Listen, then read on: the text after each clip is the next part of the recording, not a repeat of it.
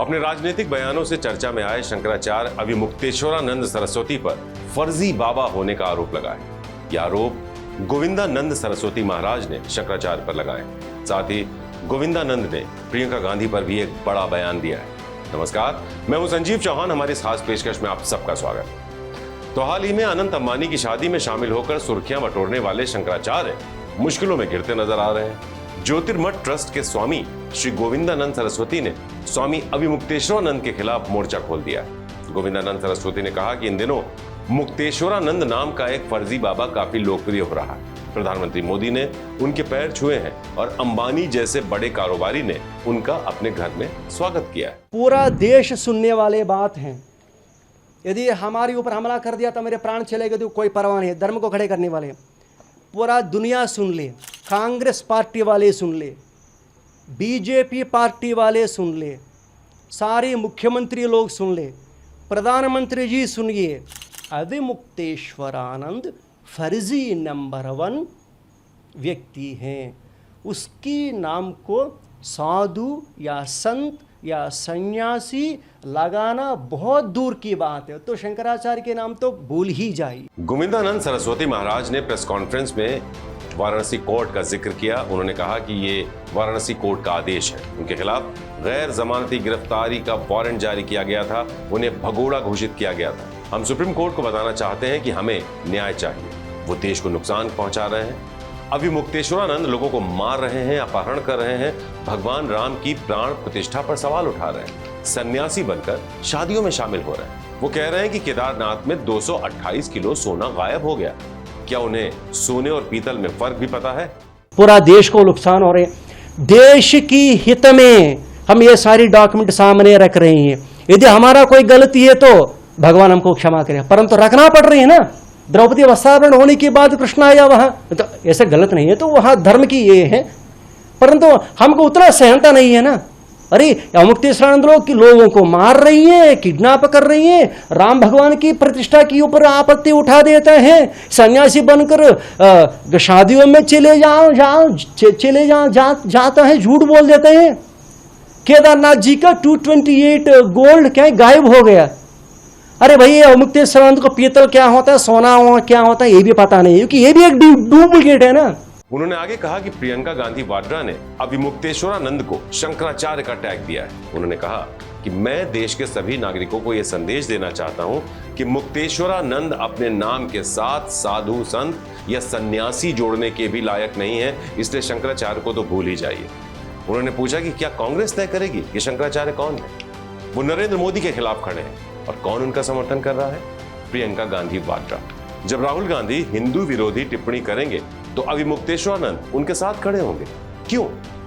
इसका कारण ये पत्र है। कांग्रेस खेल खेल रही है और अभिमुक्तेश्वरानंद खिलौना है। मैं प्रियंका गांधी वाड्रा से पूछना चाहता हूं कि या तो वो इस पत्र को लिखने के लिए सार्वजनिक तौर पर माफी मांगे या फिर हम उनके खिलाफ सुप्रीम कोर्ट में अवमानना का केस दर्ज करेंगे। All India Congress Committee Priyanka Gandhi Vadra general secretary, letter कब लिखा? 13 सितंबर 2022।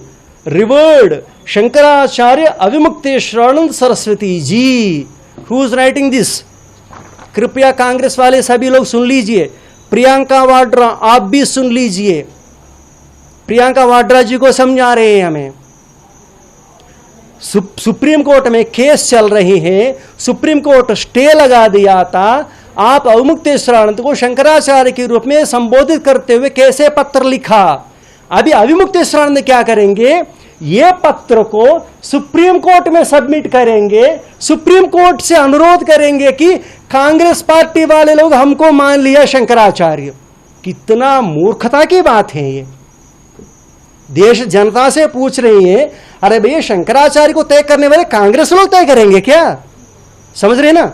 अभी ये नरेंद्र मोदी के विरोध में खड़े हो गए हैं ना, इसको बैक पुशअप कौन दे रही है? प्रियंका वाड्रा।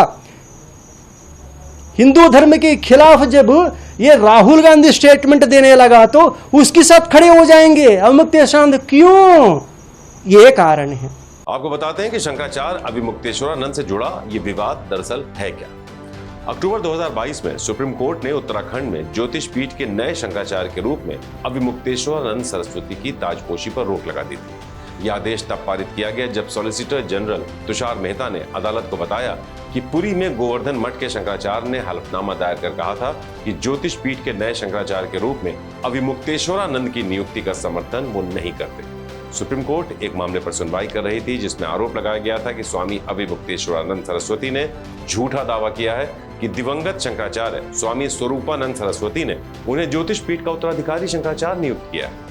अब केदारनाथ मंदिर से सोना चोरी मामले पर अभिमुक्तेश्वरानंद सरस्वती ने अपनी प्रतिक्रिया देते हुए कहा, हम बोलेंगे और दृढ़ता से बोलेंगे। बोलना हमारा अधिकार है और अभी तो बोल रहे हैं, जरूरत पड़ी तो हम सेना खड़ी करेंगे। 22 किलो बाद में कहते हैं कि 22 किलो सोना था, 228 किलो नहीं था, तो 22 किलो मान लो, वो कहते हैं 22.8, उसको 228 किलो बोला जा रहा है। पहले तो आपने 230 किलो बताया, अब आप कह रहे हैं कि 22.8, तो 18 खच्चर में लाद के क्यों ले जा रहे थे और ट्रक में लेकर के उसको सुरक्षा में क्यों आ रहे थे? ट्रक में तो हम मान लेते हैं कि ट्रक में रखा होगा, आपने उसमें पुलिस बैठाई होगी, सुरक्षा आदि कारण रहे होंगे, 2-3 तरफ से जकड़ लिया होगा, लेकिन 18 खच्चर में क्यों लेके गए? इसका जवाब बताइए। और पुलिस क्यों इतने दिन तक लगाई और उसके पीछे जो खर्चा किया गया उसका क्या है? एक। और तीसरे, जो बद्रीनाथ केदारनाथ मंदिर समिति के अध्यक्ष हैं वो वक्तव्य दे रहे हैं और आप लोग उनका प्रसारण कर रहे हैं, वो कह रहे हैं कि इससे उत्तराखंड की सरकार का और बद्रीनाथ केदारनाथ मंदिर समिति का कोई लेना देना नहीं है। वो कोई दाता था, वो आया और लगा करके चला गया। क्या ये संभव है? अगर हमारी निगरानी में कोई, हम समिति के सदस्य हैं और हमारी समिति की निगरानी में कोई परिसर है, उस परिसर में कोई भी आएगा बिना हमारी अनुमति के काम करके और चला जाएगा। आमतौर पर हमारे देश में शंकराचार्य राजनीति से दूरी बनाकर रखते हैं, लेकिन अभिमुक्तेश्वरानंद सरस्वती को अपवाद माना जा रहा है। अभिमुक्तेश्वरानंद बीते कुछ दिनों से लगातार राजनीतिक बयानबाजी को लेकर सुर्खियों में। अभी हाल ही में अभिमुक्तेश्वरानंद ने मुंबई में अनंत अंबानी की शादी में हिस्सा लिया था। फिर शिवसेना नेता उद्धव ठाकरे के निजी आवास मातोश्री पर उन्हें आशीर्वाद देने में पहुंचे। तब शिवसेना प्रमुख से मुलाकात के बाद अभिमुक्तेश्वरानंद ने कुछ राजनीतिक टिप्पणियां की जिन्हें बीजेपी पर हमला माना गया। उन्होंने कहा कि उद्धव पीड़ित है क्योंकि उनकी पार्टी टूट गई है। उन्होंने कहा कि उद्धव ठाकरे के साथ विश्वासघात हुआ है और इससे कई लोग दुखी हैं। जब तक वो दोबारा मुख्यमंत्री नहीं बन जाते, लोगों का दर्द कम नहीं होगा। जो उद्धव ठाकरे जी हैं, इनके साथ विश्वासघात हुआ है और इसी बात की पीड़ा बहुत सारे लोगों के मन में है। तो आज हम यहाँ पर उनके अनुरोध पर आए, उन्होंने स्वागत किया। हमने उनसे ये कहा है कि हम सबके मन में इस बात की पीड़ा है कि आपके साथ विश्वासघात हुआ। जब तक पुनः महाराष्ट्र के मुख्यमंत्री की कुर्सी पर आप विराजमान नहीं हो जाते, तब तक हम लोगों के मन का ये जो दर्द है, ये पीड़ा है, ये दूर नहीं हो सकती है।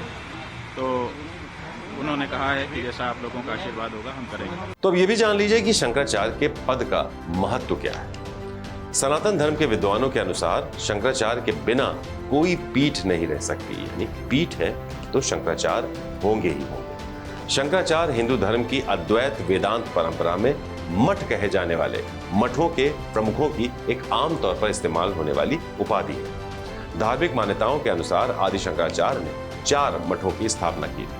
उत्तर में बद्रिकाश्रम ज्योतिष पीठ, दक्षिण में कर्नाटक के चिकमंगलूर में श्रृंगेरी शारदा पीठम, पश्चिम में द्वारका में शारदा पीठ और पूर्व में ओडिशा के पुरी में गोवर्धन पीठ। तो अब आपको बताते हैं कि शंकराचार्य का चयन कैसे होता है। तो शंकराचार्य बनने के लिए सन्यासी होना जरूरी है। सन्यासी बनने के लिए गृहस्थ जीवन का त्याग, मुंडन, अपना पिंडदान और रुद्राक्ष धारण करना बेहद जरूरी माना जाता है। शंकराचार्य बनने के लिए ब्राह्मण होना अनिवार्य है। इसके अलावा तन मन से पवित्र, जिसने अपनी इंद्रियों को जीत लिया, 4 वेद, 6 वेदांगों वेदांतों का भी ज्ञाता होना चाहिए, जिन्हें तब शंकराचार्य बनाया जाता है। यानी वेद वेदांत के ज्ञाता होने के बाद शंकराचार्य बनाए जाते हैं। उन्हें अखाड़ों के प्रमुखों, आचार्य महामंडलेश्वरों, प्रतिष्ठित संतों की सभा की सहमति के साथ और काशी विद्वत परिषद की स्वीकृति की मोहर भी चाहिए होती है। इसके बाद शंकराचार्य की पदवी मिलती है।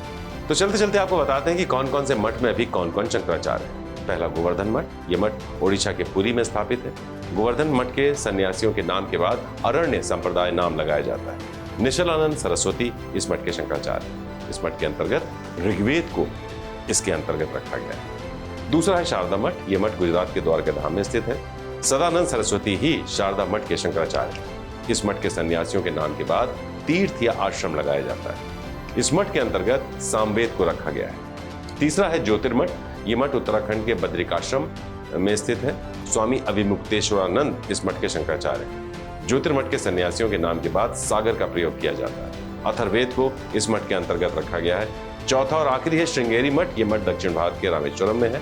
इस मठ के सन्यासियों के नाम के पीछे सरस्वती या भारती लगाया जाता है। जगत गुरु भारती तीर्थ इस मठ के शंकराचार्य हैं। इस मठ के तहत यजुर्वेद को रखा गया है। बहरहाल शंकराचार्य को लेकर छिड़ा विवाद तो जारी है और गेंद अब कोर्ट के पाले में है। ऐसे में कोर्ट का इस मामले पर क्या रुख रहेगा, ये देखने वाली बात है। फिलहाल दीजिए इजाजत, फिर होंगे हाजिर आपके सामने किसी और खास पेशकश के साथ। नमस्कार। यूपी की हर खबर देखने और उनसे अपडेट रहने के लिए हमारे चैनल श्रेष्ठ यूपी को सब्सक्राइब और लाइक करें। साथ ही बेल आइकन को दबाना ना भूलें, जिससे हमारे हर वीडियो की जानकारी आप तक पहुंचती रहे।